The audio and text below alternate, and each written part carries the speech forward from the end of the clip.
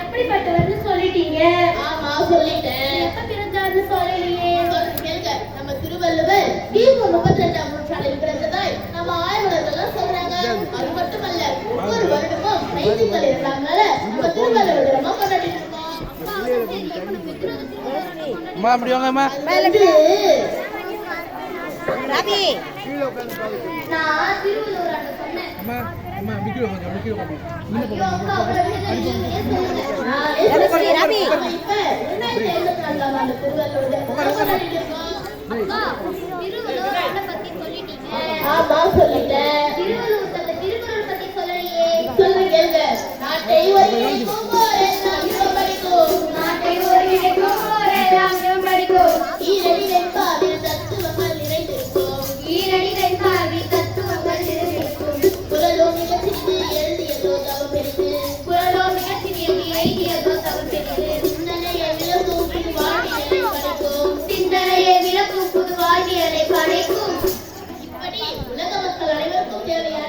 அனைத்து வாழ்வியல் கருத்துக்களையும் முப்பால்கள் அடக்கி சொல்லிட்டார் நம்ம திருவள்ளுவர்.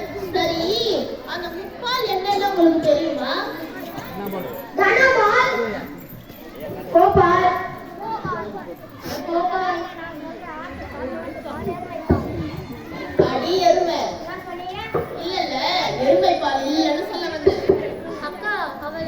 நானே சொல்றேன். அறத்துப்பால், பொருட்பால், இன்பத்துப்பால். சரியா சொன்னீங்க. இப்படி அறத்துப்பால் 38 அதிகாரமும் பொருட்பால் 70 அதிகாரமும் காமத்துப்பால் 25 அதிகாரம்னு மொத்தம் 133 அதிகாரத்துல இந்த உலக மக்கள் அனைவருக்கும் தேவையான அனைத்து வாழ்வியல் கருத்துக்களையும் சொல்லிட்டாங்க.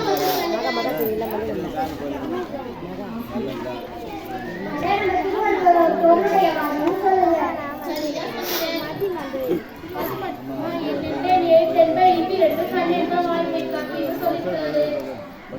அது மட்டுமா?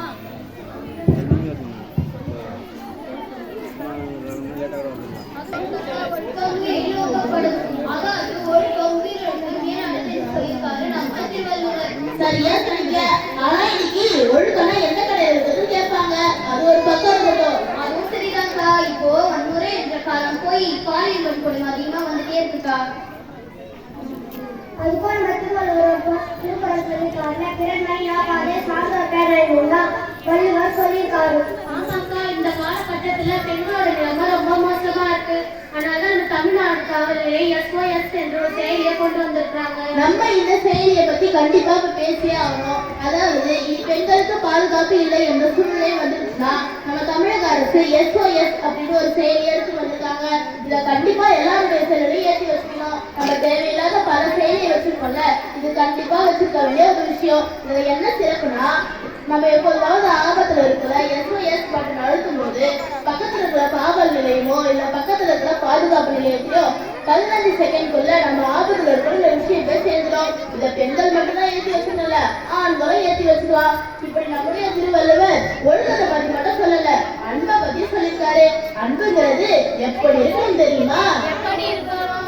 அன்புள்ளோ வாழ்வதனை எழவார்கள் எழுதுவோம். அன்புகளை அடைந்திடவே கதவுகளும் இருந்திடுமோ. அன்புகளை அடைந்திடவே கதவுகளும் இருந்திடுமோ.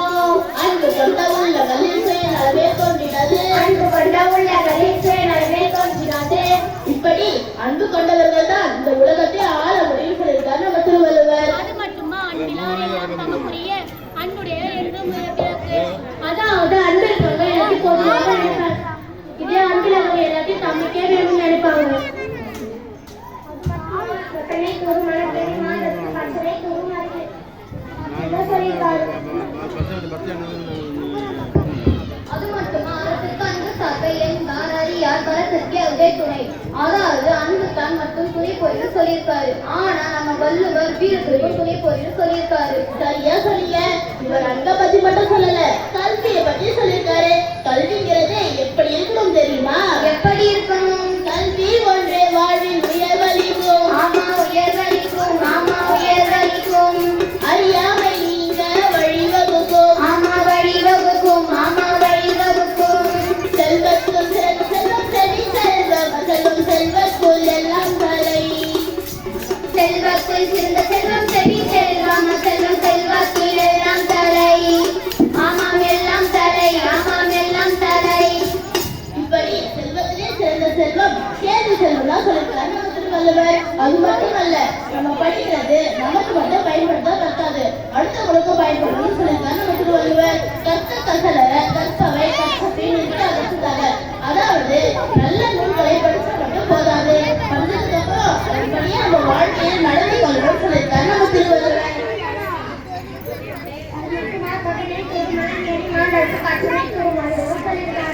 அது மட்டுமா? என் நண்பனே சென்ற இப்பிரண்டு கண்டிப்பா வாய்மொழிக்கு அப்படின்னு சொல்லியிருக்காரு. சரியா சொன்னீங்க. அக்கா கல்வியை கற்றுனா என்ன? கல்வியை கற்றுனா என்ன சொல்லிட்டீங்க? ஆமா சொல்லிட்டேன். கல்வியை கற்றுக்கினா மட்டும் போதுமா? பெரியவங்க அனுபவம் தேவைங்களா? நிச்சயமா தேவை. அந்த முக்கியத்துவத்தை நம்ம திருவள்ளுவர் புரிஞ்சுக்கிட்டனாலதான் பெரியவரை திணைப்படல் என்ற அதிகாரமே எழுதியிருக்காரு. அவர் என்ன சொல்லியிருக்காரு தெரியுமா? யாரோட பெரிய நட்பை வேணாம்னு சொல்றாங்களோ அவங்க வாழ்க்கையை நெருங்கும் பொழுதுன்னு சொல்லியிருக்காரு நம்ம திருவள்ளுவர். பல்லார் பகை கொள்ளலில் கட்டெடுத்த தீமைக்கு நல்லா தொடர்ந்தே விடல் அப்படின்னு சொல்லியிருக்காரு. அதாவது பெரியவங்க நட்பை வேணாம்னு சொல்றவங்க அவங்க தானே போய் பகைமறை தேடிக்கிறாங்கன்னு சொல்லியிருக்காரு நம்ம திருவள்ளுவர். ஆராய்ந்து வழி நடத்தும் பெரியோரை. ஆமா பெரியோரை. ஆமா பெரியோரை. வைக்க வேண்டும் இளைய தலைமுறை.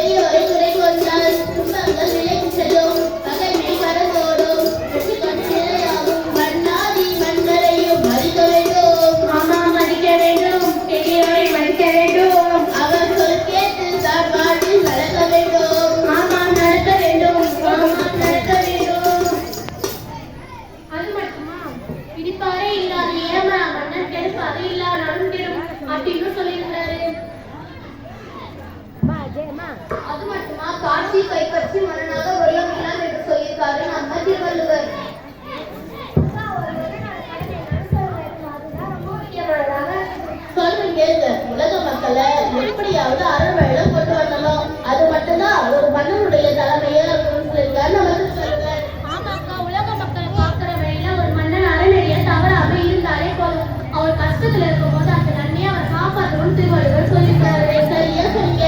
நாடுங்கிறது செங்கோல் ஆட்சி தவறாக நாடாக இருக்கணும். அது மட்டுமல்ல, ஒரு பகுதி மக்களுக்கு மட்டும் ஆட்சி செய்யறதும் இன்னொரு பகுதி மக்களுக்கு ஆட்சி செய்யறது இருக்கக்கூடாது.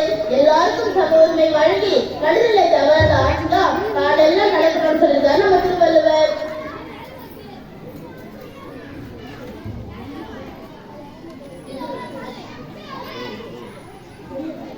அது மட்டுமா, இடிப்பாறை இல்லாத ஏமராமன் கெடுப்பாது இல்லைனாலும் கெடுப்பா அப்படின்னு சொல்லியிருக்காரு. சரியா சொன்னீங்க. சொல்றேன் கேளுங்க. நீர் இன்றியமையாது உலகே நீ யாருக்கும் இன்றியமையாது உலகே. நீரின்றி அமையாத உலகே நீ யாருக்கும் வாழின்றி அமையாது உலகு. புரியுற மாதிரி சொல்லணுமா? மழையின்றி உலகத்தில் வாழ்க்கையும் அமையாது. மழையில்லாமல் ஏதோடு மழை இல்லாமல் அப்பா, மழை இல்லைன்னா வாழ்க்கை இல்லைன்னு சொல்லிட்டீங்க. அது வேணா ஒத்துக்கலாம். ஆனா மழைக்கு ஒருத்தருக்கு என்ன சொல்லுங்க? அட என்னப்பா நீங்க, மழைன்னா என்ன ஆகும்? பஞ்சம் வரும், வறட்சி வரும். அப்படின்னா அடுத்தவங்களுடைய உயிரை கைப்பற்றிருக்காங்கல்ல, அப்போ ஒழுக்கமும் இல்லாத போயிடுல. அதனால திருவள்ளுவர் மழையெல்லாம் வாழ்க்கை மட்டும் இல்ல, ஒழுக்கமும் இல்லாத போயிட்டு அப்பவே தெளிவா சொல்லியிருக்காரு. காலம் தவறி மழை பெய்தால் பசுமையின்றி நான் இருக்கும் ஒளி ஒளியை காண்பதறிது. பருவம் தவறி மழை பெய்து மக்களின் வாழ்வுதனை வாழ்க்கை என்பதும் இந்த மழைதான்.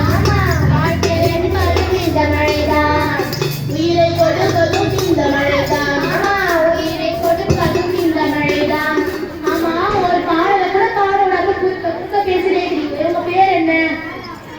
அடிப்பட்ட ஓனாமே இருக்கிறவங்க பேர் காணாதா? மறிக்கொழுந்து.